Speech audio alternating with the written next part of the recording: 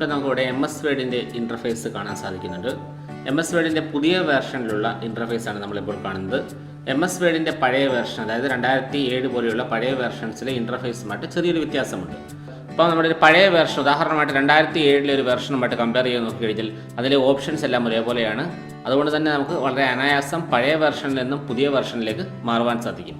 നമുക്ക് എടുത്തു പറയേണ്ട ഒരു മാറ്റം എന്ന് പറഞ്ഞു കഴിഞ്ഞാൽ MS ഓഫീസിൻ്റെ പഴയ വേർഷൻസിൽ ഓഫീസ് ബട്ടൺ എന്ന് പറഞ്ഞൊരു ബട്ടണുണ്ട്. ആ ഓഫീസ് ബട്ടണിന് പകരം പുതിയ വേർഷൻസിൽ ഫയൽ ടാബ് എന്നൊരു ടാബാണ് വന്നിരിക്കുന്നത്.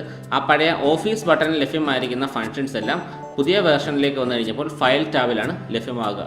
നമ്മൾ പുതിയ വേർഷൻ ഉപയോഗിച്ചുകൊണ്ടാണ് ട്യൂട്ടോറിയൽ ചെയ്യുന്നത്.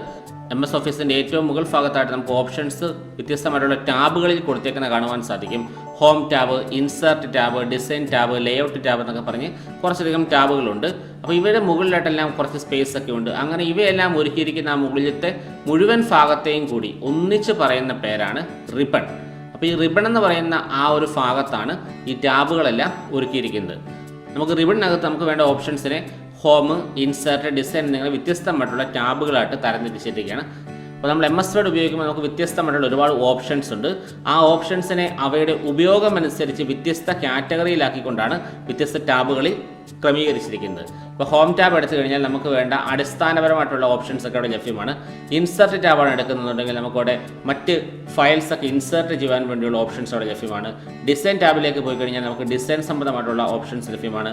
ലേഔട്ട് ടാബിലേക്ക് പോയി കഴിഞ്ഞാൽ നമുക്ക് ലേഔട്ട് സംബന്ധമായിട്ടുള്ള ഓപ്ഷൻസ് ലഭ്യമാണ്. അങ്ങനെ നമുക്ക് ഓപ്ഷൻസിനെ വ്യത്യസ്ത ടാബുകളിലായിട്ട് കാറ്റഗറൈസ് ചെയ്താണ് കൊടുത്തിരിക്കുന്നത്.